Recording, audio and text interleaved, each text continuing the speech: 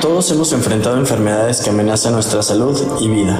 Nadie lo comprende mejor que aquellos que lo viven en primera persona. Soy Mikel Novela y en cada episodio de este podcast dialogaré con pacientes, sobrevivientes y healthfluencers que influyen, marcan tendencias y participan activamente para mejorar el ecosistema de salud en primera persona.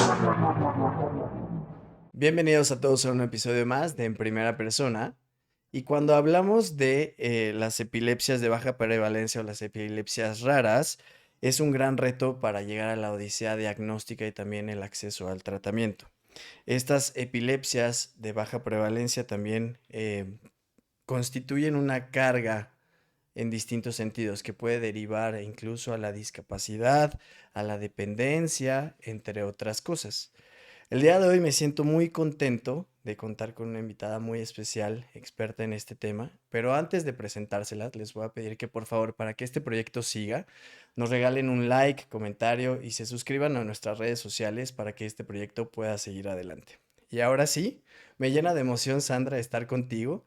Me llena de emoción porque sé que tu historia es una historia llena de profundidad, llena de trabajo, de amor por una causa y bienvenida a este espacio. Muchas gracias por decir que sí. No, al contrario, pues gracias por considerarme, por invitarme, por tus palabras y como dices, experta, pues experta, pero a través de la vida de mi hijo, ¿no? Hay expertos médicos y en muchos sentidos expertos, pero en mi caso fue por vivir la epilepsia acompañando a mi hijo. Y justo una de nuestras premisas es que no existe para nosotros un mayor experto que quien lo vive en primera persona, ¿no?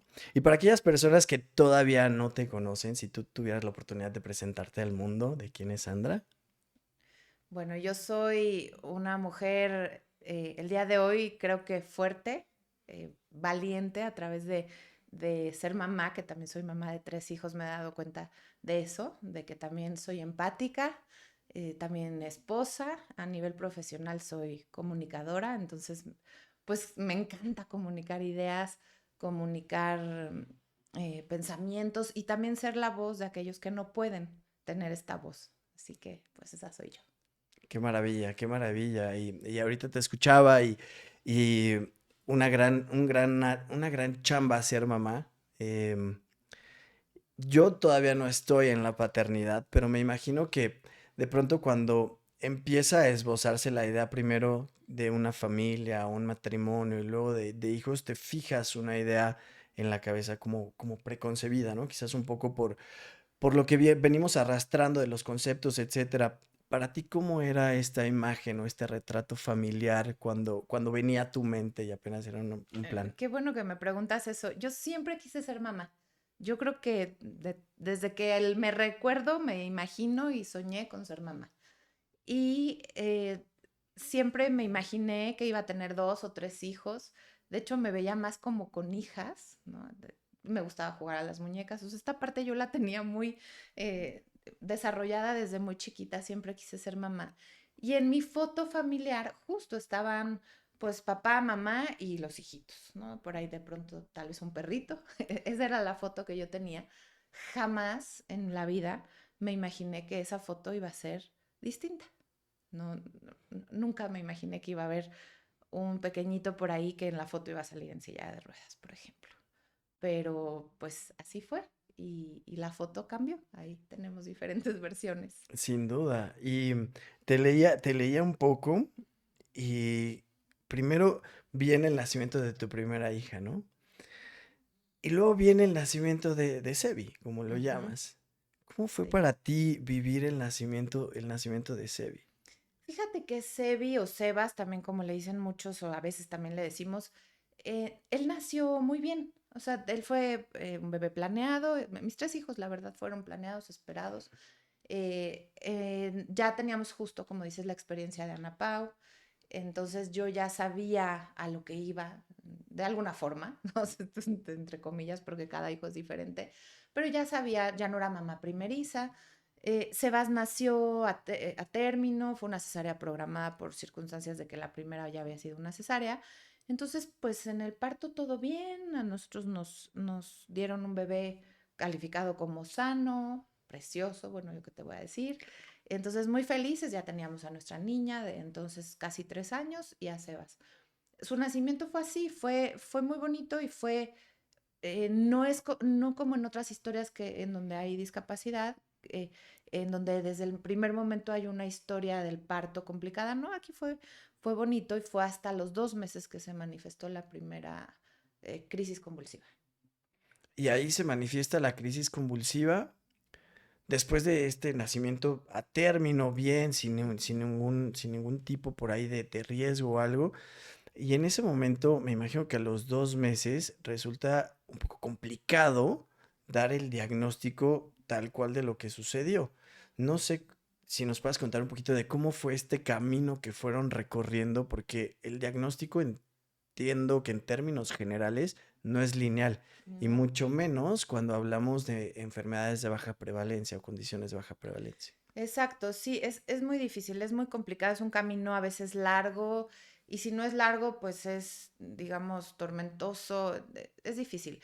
En nuestro caso estábamos con el pediatra en la visita del pediatra cuando él hizo un primer movimiento que se llaman espasmos infantiles y el pediatra, experto, obviamente, vio eso y me dijo, ¿qué pasó? Ya lo había hecho. Y yo, ay, en la mañana se movió así.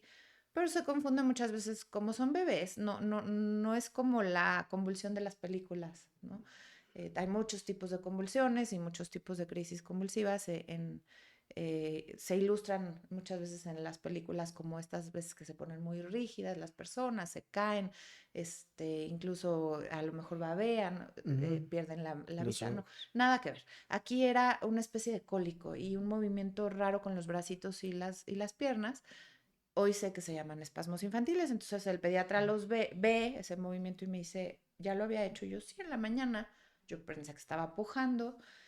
Y sobre todo lo explico así porque sé que esta explicación le ha ayudado a otras mamás a detectar a tiempo.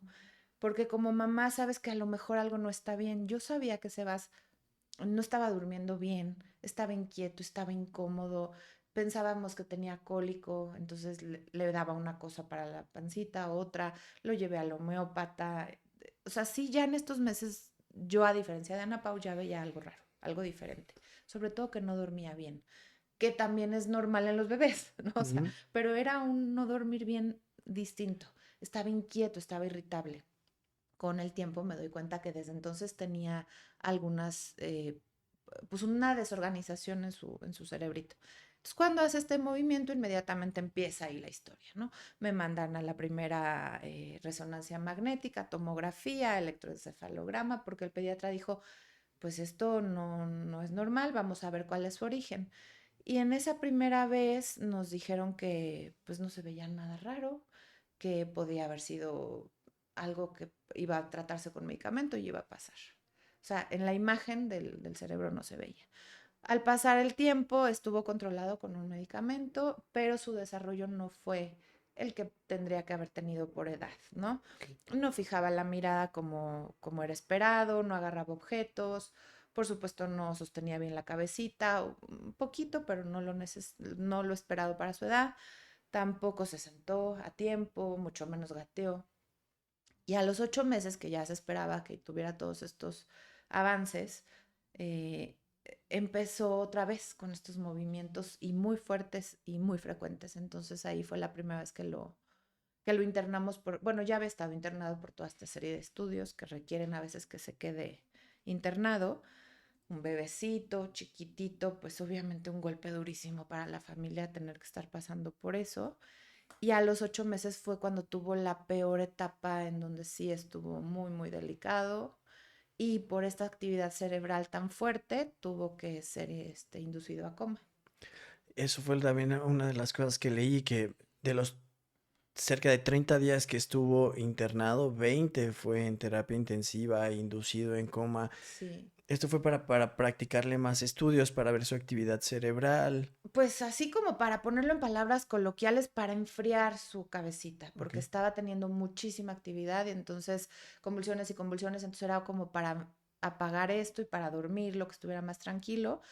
Pero pues al poner a una persona en coma inducido, de ahí se complican cosas como una neumonía, un pulmón se llenó de líquido, en fin, una cosa muy complicada.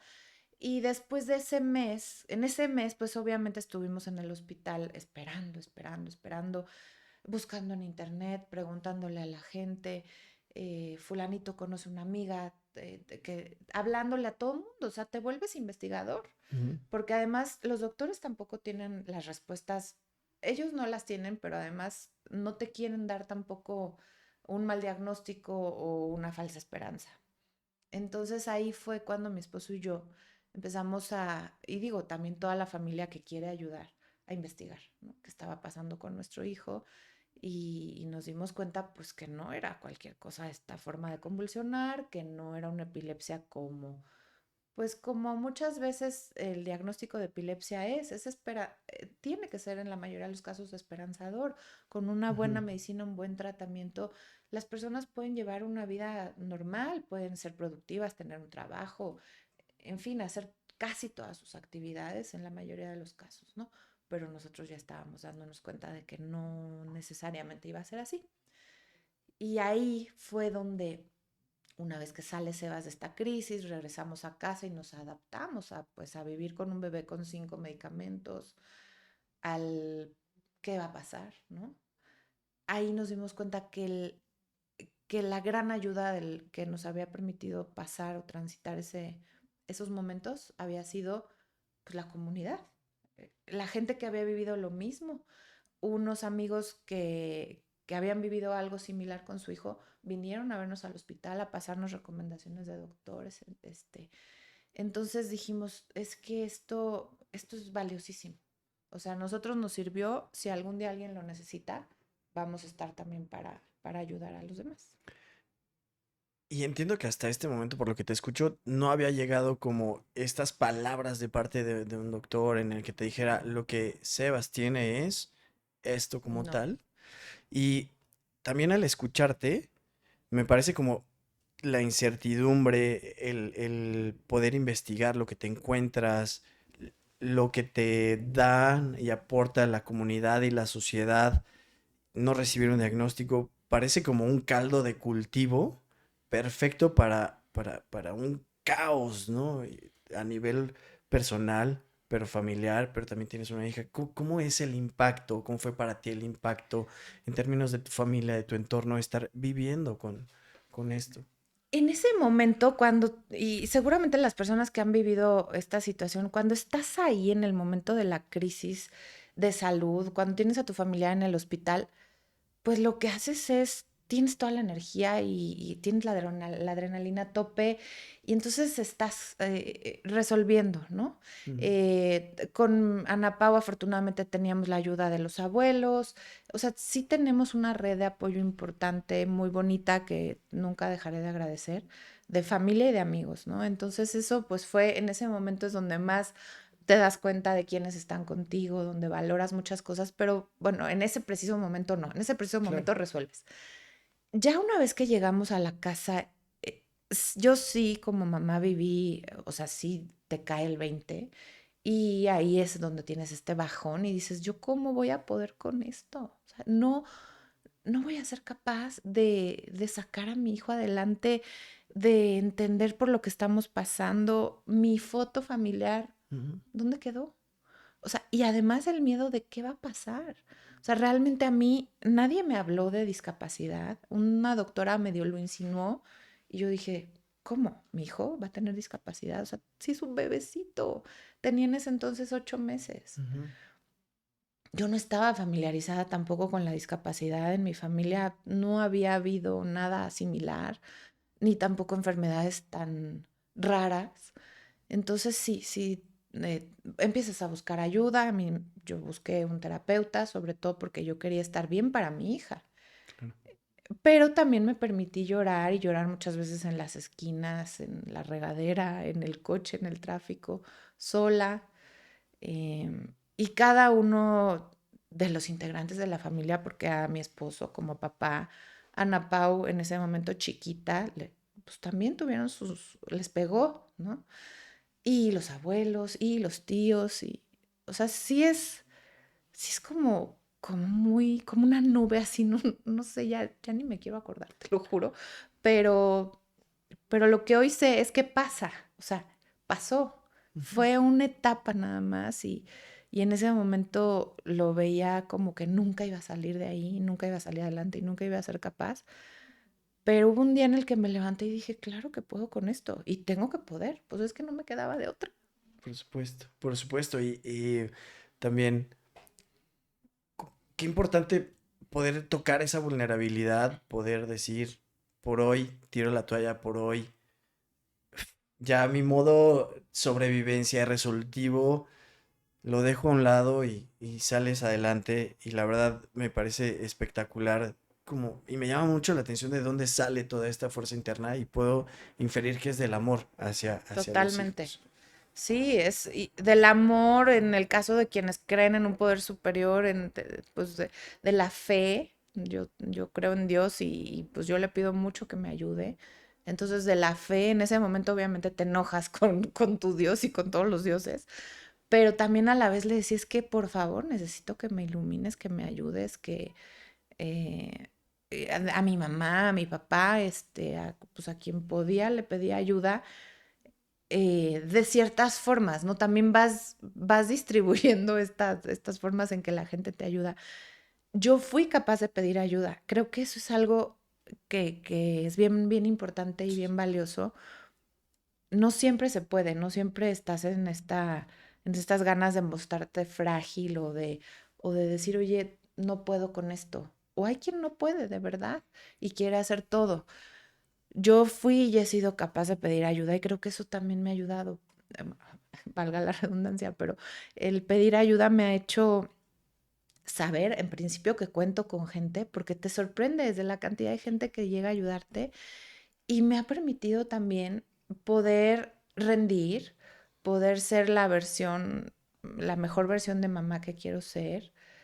Digo, ahora ya lo digo con muchos años después, ¿no? Pero en ese momento tan crítico y en otros momentos es toda la diferencia el contar con ayuda, pero a veces cuentas con ayuda y no la sabes pedir Claro, y no la aceptas y no te dejas ayudar, porque las cosas no dejas que sean como los demás pueden hacerlas. claro, claro. Eso para mí ha sido importantísimo. Y algo que me tengo que declarar fan de tu pluma y Ay, también muchas gracias. como comunicóloga me transmitiste mucho cuando tuve oportunidad de leer tu blog, que ahorita vamos a llegar para allá.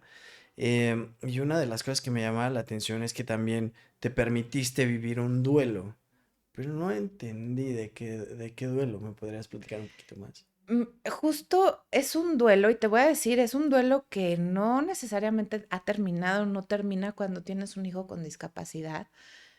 eh, Justo volviendo a la foto, volviendo a las expectativas que tú tienes de una familia, pues cuando vas a tener un hijo, no dices, ay, pues mi hijo, bueno, pues si está enfermo, o sea, como que no es lo que tú esperas, Ujú. ni sueñas, ¿no? Un hijo enfermo, un hijo con alguna enfermedad rara o con una condición que lo limite tan profundamente como el caso de Sebas. Mucho menos esperas que tenga algo que lo haga sufrir, como son las convulsiones. Entonces, es un duelo porque tú tenías una expectativa de un hijo. A ver, todos los papás, mamás, tenemos expectativas, ¿no? A lo mejor el que va a ser abogado, el que va a ser doctor, que va a ser muy guapo, que empresario, o sea, estas cosas que naturalmente tú esperas de tu hijo, que corra, que salga, que grite. Eh, y cuando te das cuenta de que nada de lo que te imaginaste que iba a ser tu hijo es, entonces es una pérdida tremenda. Además, cuando empiezas a ver que no se va a curar, que no va a progresar, porque la condición de Sebas es, dentro de las discapacidades, es pues, muy profunda, es muy severa. Él es completamente dependiente de que alguien lo alimente, lo vista, lo cambie. Eh, Sus convulsiones son todos los días. Toma 5 medicamentos y aún con esos medicamentos sigue convulsionando todos los días. Entonces empieza a pasar el tiempo y te das cuenta que el panorama es catastrófico para su salud, porque así se llama. En algún momento en un apartado de la aseguradora que afortunadamente tenemos decía enfermedades catastróficas y los síndromes epilépticos son enfermedades catastróficas. Entonces, obviamente es una pérdida en muchos sentidos, en que pierdes la ilusión o al hijo que soñaste tener.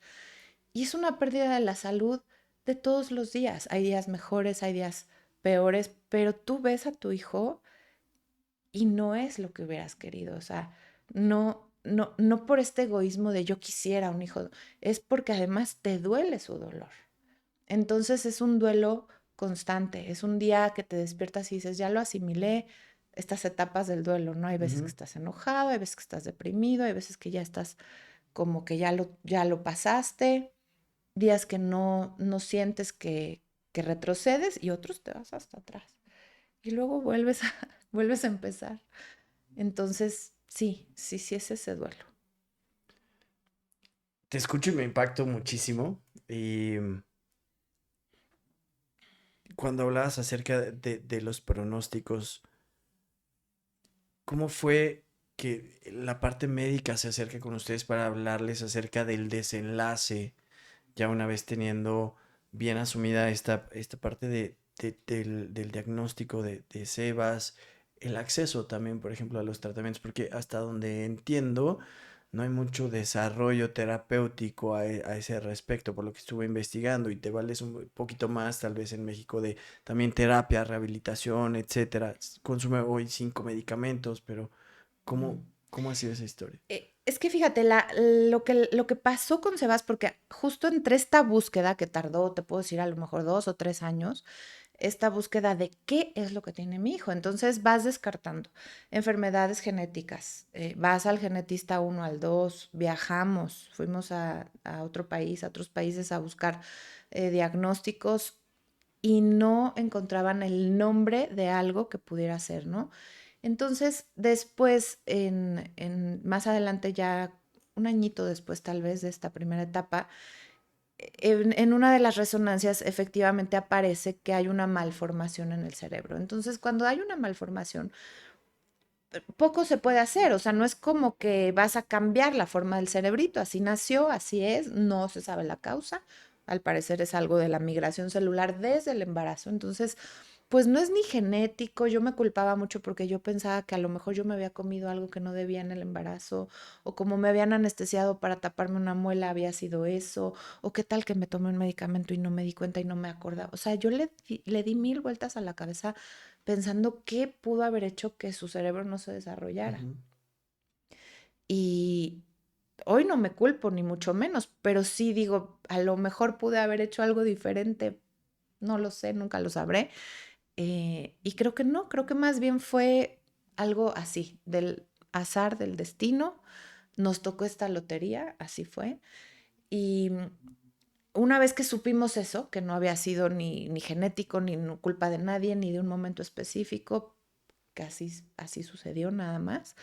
Entonces empezamos ya más bien, ya una vez que teníamos la calma de saber qué era la parte del cerebro, pues asumir que entonces qué podíamos hacer con lo que teníamos y buscar tratamientos ya que trataran de frenar las crisis convulsivas, las medicinas más modernas, los tratamientos más novedosos en ese momento era ponerle un neuroestimulador, que es una pila, un cablecito va conectado al nervio vago, lo logramos conseguir.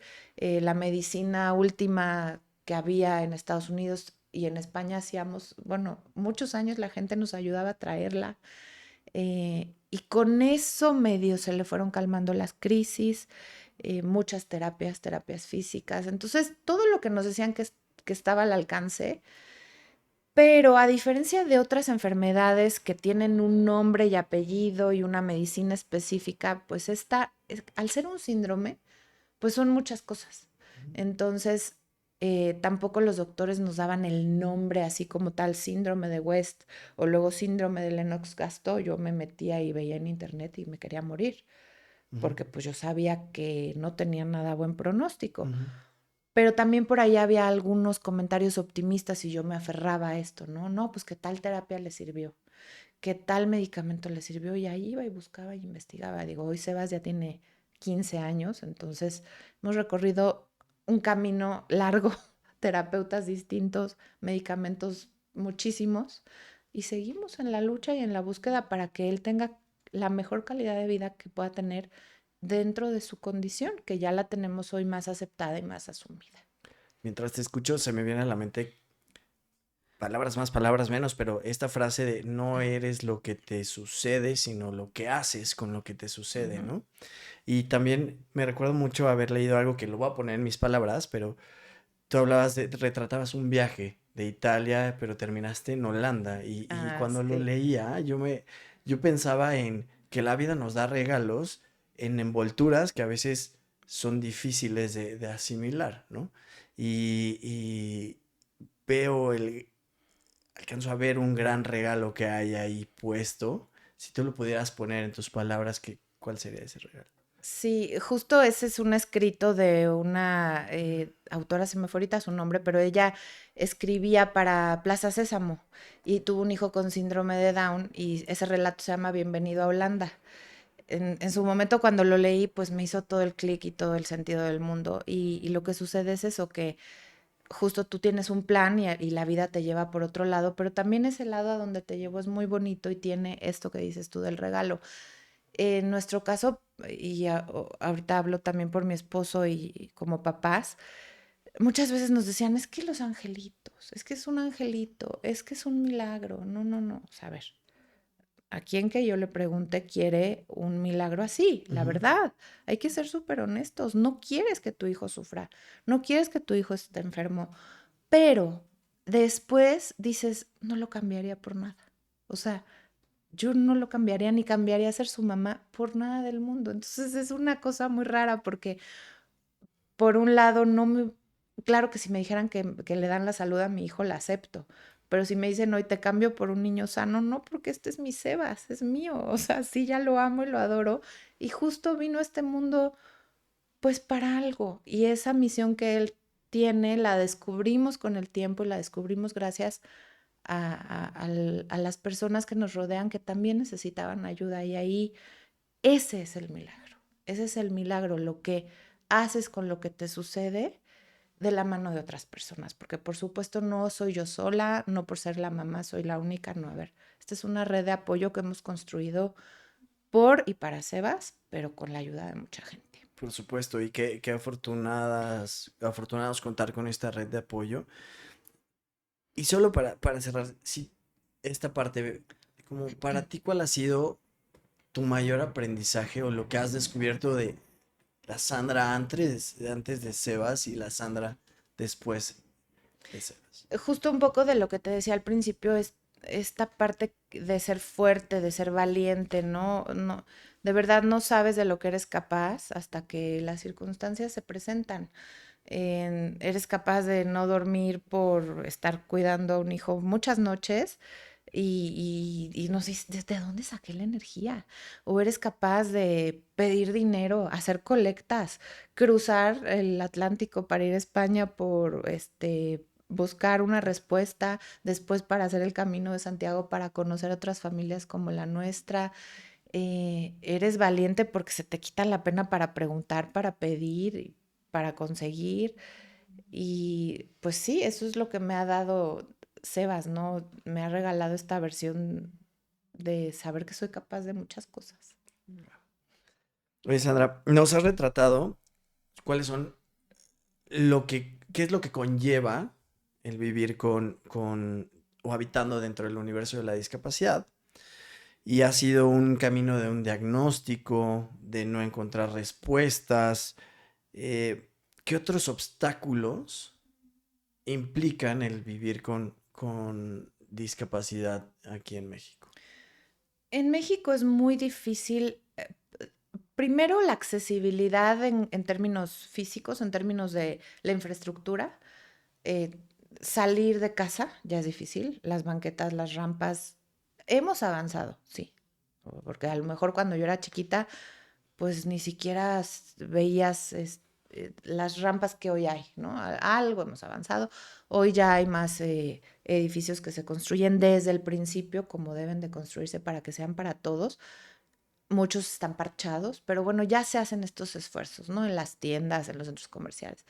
Pero todavía es muy difícil eso, la accesibilidad, por ejemplo, el transporte público, eh, en términos de lo cotidiano. pero también hay una barrera social. Todavía hay mucha duda. Mm, Nosotros afortunadamente no hemos enfrentado discriminación hacia Sebas. Yo la verdad considero que me he topado con gente muy valiosa. Hemos sido afortunados porque a donde vamos le abren el espacio y le ayudan y señora en y nos ayudan. O sea, sí noto que la gente está sensible, pero sí también creo que falta mucha información pues para que los niños puedan preguntar naturalmente, oye, ¿por qué Sebas está en una silla de ruedas? O sea, como que todavía hay un tabú de no Ujú. voltees, no lo veas, no digas, no preguntes, eh, y que todavía no podemos convivir todos con todos, ¿no? Ujú. Siento que todavía esta parte social está presente, hablo por México y supongo que en otros lugares han avanzado mucho más, pero sí es un reto. Y obviamente, pues el día a día es más lento, es más despacito, es diferente, hay que hacer muchas adaptaciones en casa, hay que tomarse el tiempo para alimentarlo, para cambiarlo, para bañarlo. No se puede vivir el mismo ritmo que se vive con un hijo que tiene un desarrollo típico, ¿no? Claro.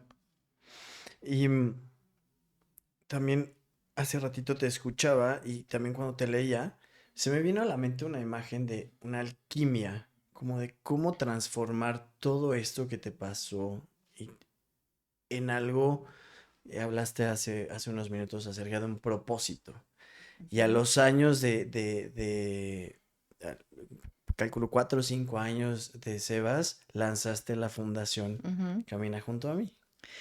Esto fue, bueno, porque te decía que desde que empezamos Ujú. a recorrer hospitales y empiezas pues en el pasillo a platicar con otras mamás, empiezas a rodearte de gente, te das cuenta que no eres la única mamá que está viviendo esto.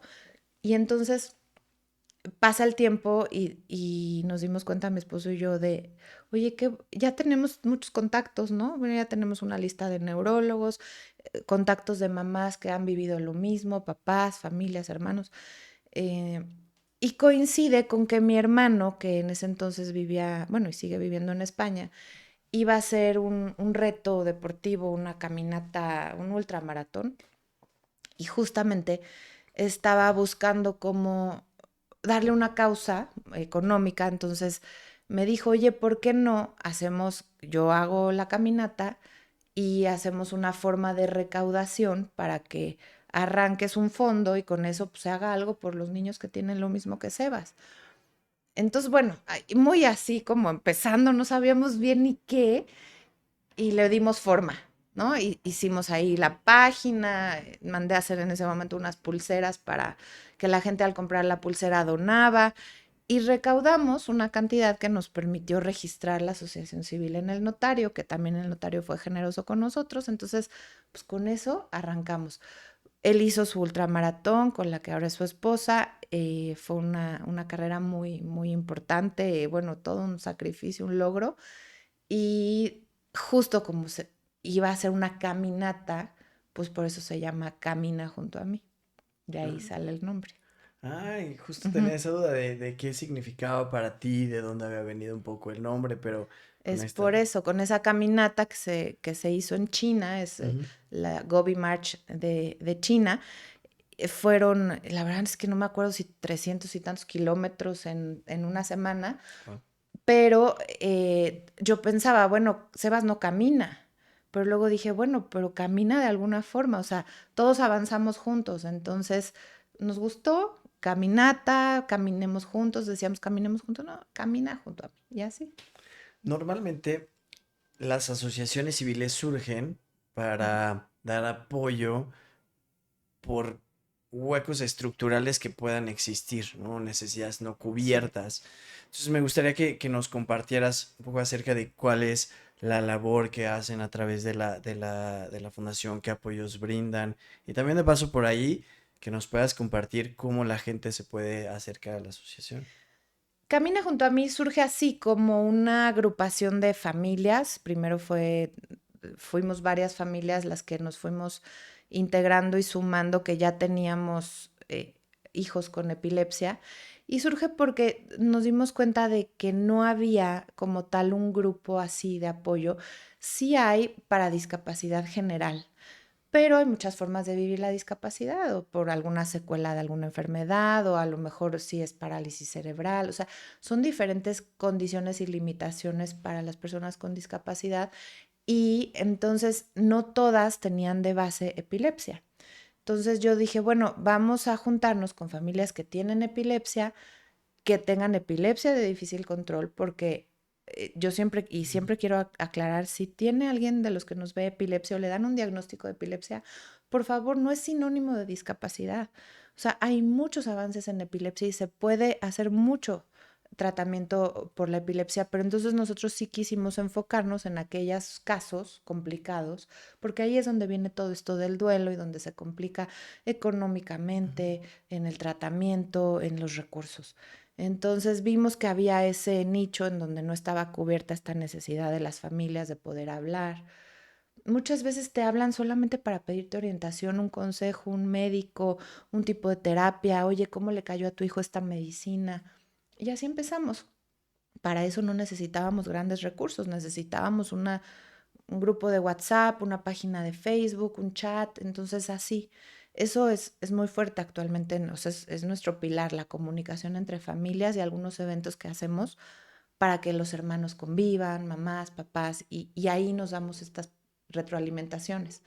Tenemos una guía, un directorio médico, tenemos también un banco de medicamentos, porque en muchos casos los niños empiezan un tratamiento y ya no siguen con él porque no les cayó bien y sobran ciertas piezas de medicamentos que son muy caros o nos donan, entonces los ponemos a la disposición del grupo.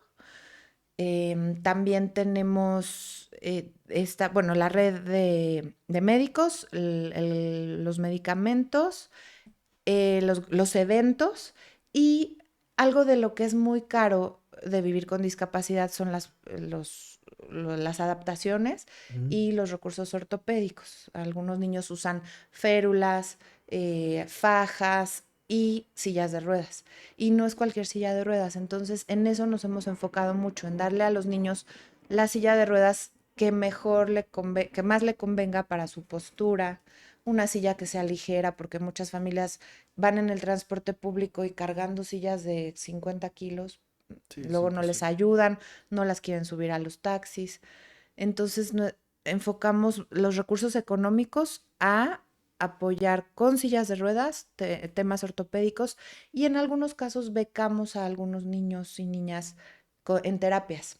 Tenemos un alcance de algunos niños que están en el interior de la República, a los que les directamente ellos van a una terapia y nosotros la pagamos, aunque muchos de ellos también van a algunas otras fundaciones a sus terapias, a algunas otras asociaciones, al mismo CRIT. Ujú. Entonces, eso es lo que hacemos y está nuestra página www.caminajuntoami.com. Ahí viene toda la información de lo que hacemos. Nuestras redes es donde más nos pueden contactar es en Facebook y en Instagram y nos pueden escribir un correíto. También ahí la misma página los deriva a toda esta información. Sí, la página está buenísima y ahí también van a encontrar este grandísimo blog. Y hablabas de campañas que hacen para recursos ortopédicos.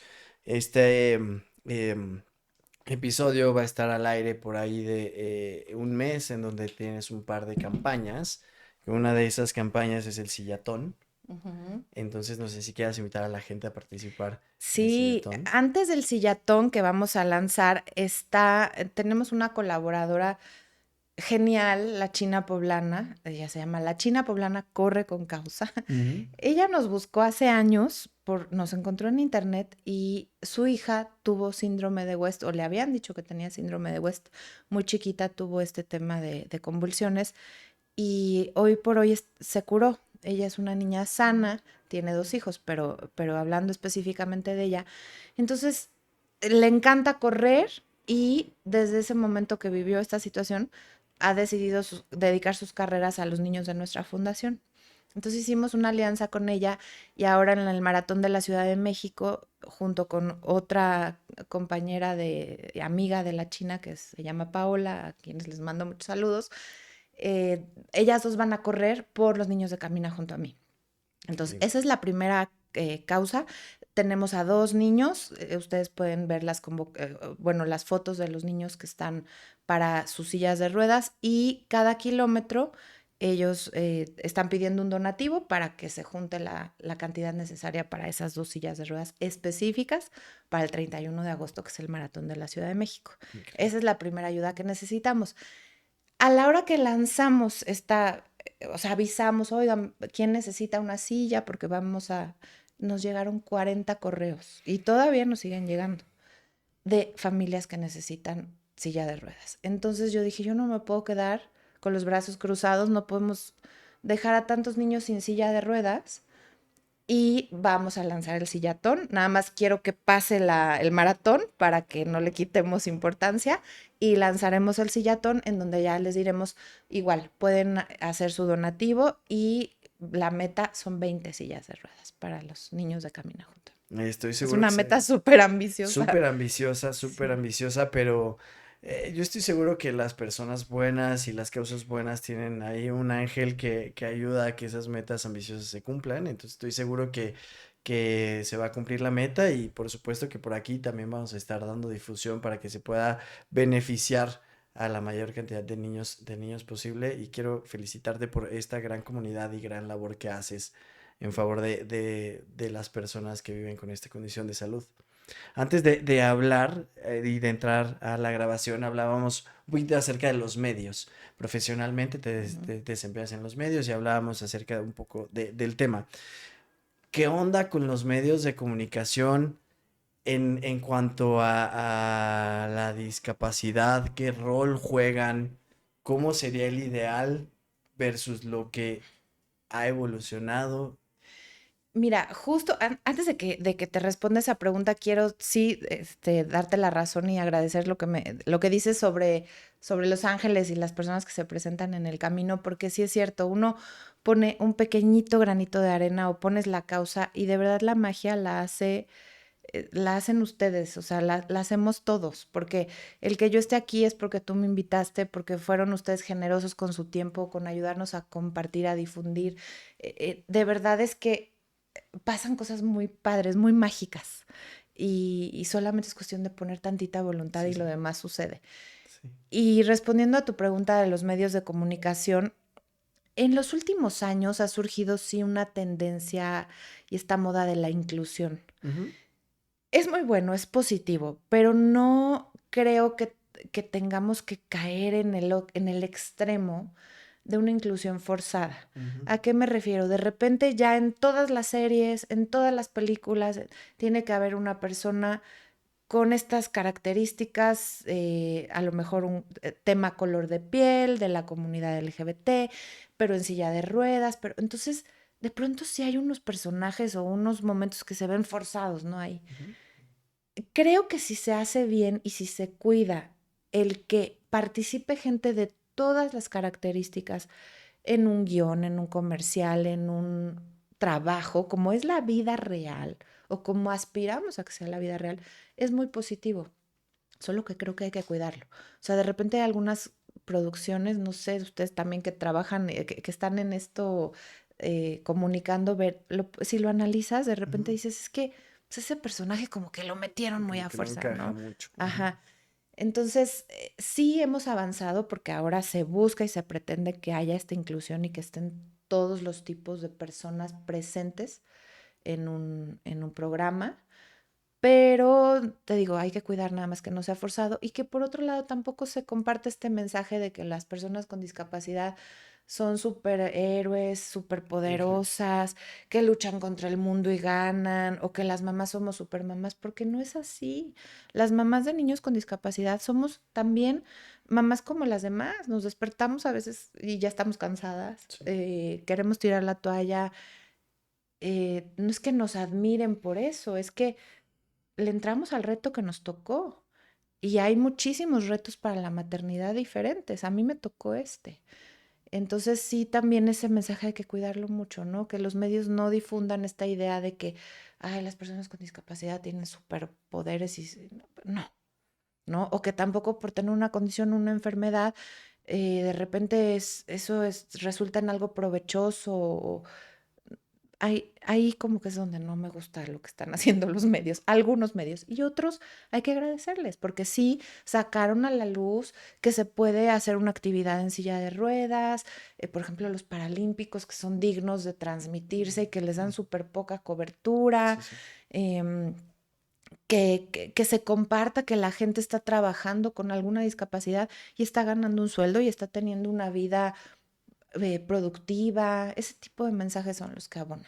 Y me parece como que el reto fuera cómo encontrar ese punto medio súper dulce, ¿no? Para hace unos años, cómo era esta narrativa entre la maldita lisiada o si la discapacidad fuera como un castigo de Dios, ¿no? Como Sí, o bien un Rosa de Guadalupe. insulto, ¿no? Como que de ahí se agarraran para insultarte, Exacto, para ofenderte. insultarte, ofenderte y el castigo de Dios por mala persona y por Sí. allá y luego como unos años después viene como el polo opuesto de esta narrativa capacitista, ¿no? Ujú. Y de pintarlo ahí y cómo nos podemos encontrar en ese punto medio en el que sea incluido, accesible, pero no forzado, orgánico, y que todo esto nos lleve también como parte de los medios de comunicación, y hace ratito lo decías, ¿no? Socialmente nos falta mucho. Creo que los medios de comunicación podrían abonar mucho a cómo socialmente podemos tener una narrativa adecuada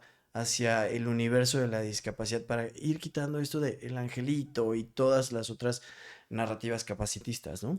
Sí, o la desgracia, ¿no? Mm, No, o sea, como justo integrar a las personas con discapacidad a la sociedad como deben ser integradas, o sea, como parte del día a día, de la vida cotidiana.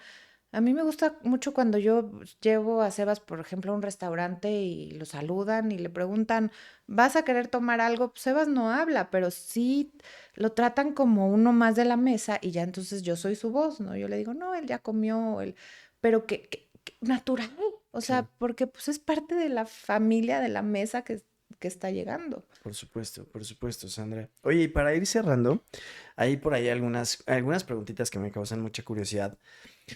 La primera de ellas es si tú pudieras decirle algo para dar en la Sandra de hoy con todas las herramientas que tienes, a la Sandra de allá y entonces, que de pronto vino o tuvo este diagnóstico con Sebi, toda la historia, ¿qué le dirías? Es que te lo juro que si yo le hablara a la Sandra de hace 20 años y le contara lo que hoy me ha pasado, no me lo iba a creer. O sea, ni en 2000 años me hubiera imaginado todo lo que he vivido. Em, pues en resumen le diría, vas a ser capaz de algo que ni te imaginas. Eres más fuerte de lo que crees. Sin duda, sin duda. ¿Qué es lo que nos hace falta cambiar como sociedad para que podamos llegar a construir un mundo más digno, inclusivo, accesible para el universo de la discapacidad? Yo creo que para la discapacidad y en general nos hace falta empatía. Todos los conflictos que vemos hoy por hoy, las guerras, tanta violencia, tienen que ver con la falta de empatía, con el no ser capaces de pensar cómo se va a sentir el otro con lo que yo haga o con lo que yo diga. Yo así te lo resumiría. O sea, de verdad nos falta sensibilizarnos en lo que el otro puede estar sintiendo y nos falta también disminuir nuestro egoísmo. O sea, hay veces en donde sí tenemos que pensar en los demás. O sea, porque la riqueza para mí, la ganancia para mí, el protagonismo para mí, no importa si yo atropello a los demás, pero yo paso. O sea, eso va para todos. Y lo mismo para las personas con discapacidad. O sea, no, no creo que sea distinto. Nos hace falta justo eso, sentir cómo sentiría el otro. Claro, totalmente de acuerdo contigo. Nos hace falta muchísimo para desarrollar esa empatía y también imaginar un mundo mucho más empático. Para mí sería como una maravilla y quizás tal vez suena como una utopía. Si hoy tú pudieras ponerle un título a tu foto familiar, ¿cuál sería? Ay, esa pregunta sí que no sé. ¿Cómo le pondría? Le pondría, y sí vivieron felices. No le pondría el para siempre, pero. pero solo por hoy. Sí vivieron felices, solo por hoy, exacto. Increíble. Lo dijiste muy bien, porque yo me acuerdo perfecto una vez saliendo de la sala de terapia intensiva, tengo una tía que tiene una hija con discapacidad y era lo más cercano que yo había vivido, la discapacidad, pero en una forma de discapacidad por autismo, no motriz. Yo ni sabía lo que me esperaba con Sebas, o sea, no sabía si iba a tener espectro autista o si iba a no poder caminar. Pero salí de ese día y le pregunté, le dije, ¿cómo le haces? Le dije, dime que sí voy a poder. Y me dijo, claro que vas a poder. Y le dije, ¿y se puede ser feliz con esto? Y me dijo, sí, sí se puede. Y yo la verdad es que no le creí. Y ahora me doy cuenta que sí se puede. Entonces sí, así mi foto diría, fueron felices. Increíble, increíble. Ujú. Y por último, ¿algún mensaje de cierre, algún mensaje final que te gustaría dejar?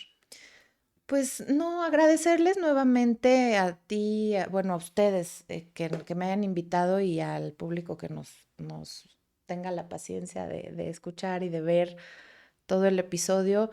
Y invitar, sí, a que pues se sumen a esta campaña. A veces creemos que por donar 50 pesos o 100 pesos no vamos a hacer una diferencia. Y de verdad es que hemos visto lo que hemos logrado con pequeñas cantidades. De repente sí nos llegan así donativos más generosos, pero por favor nunca piensen que una ayuda es mínima. A veces hasta compartiendo el mensaje, ¿no? Reenviándolo, ya estás ayudando. Entonces no se detengan nunca de poder ayudar por pensar que van a ayudar poco, porque todo suma. Completamente. Esa también es nuestra filosofía. Absolutamente todo suma. Ningún esfuerzo es pequeño y nunca sabes a dónde un simple compartir un mensaje puede llegar y todo eso que puede detonar. Y estoy completamente convencido de esta fuerza del bien que arrastra y que empuja para llegar a esas metas. Ha sido un placer conversar contigo. Te agradezco muchísimo. Qué generosa has sido por compartirnos tu vulnerabilidad, tu historia, por con los hechos, no por el hecho en sí, sino por lo que has hecho de tu vida y de la vida de Sebas, inspirarnos y seguramente inspirar a más personas. Así es que si han llegado hasta acá, les agradezco mucho que nos apoyen con un like, compartiendo, suscribiéndose a nuestras redes sociales para que este proyecto siga y nos vemos la siguiente. Muchas gracias por ver o escuchar este episodio. Me encantaría leer tus comentarios. Si disfrutaste de este podcast, la mejor forma de apoyarnos es compartiéndolo, dándole like y suscribiéndote a nuestro perfil en las diversas plataformas. Te espero en el próximo episodio.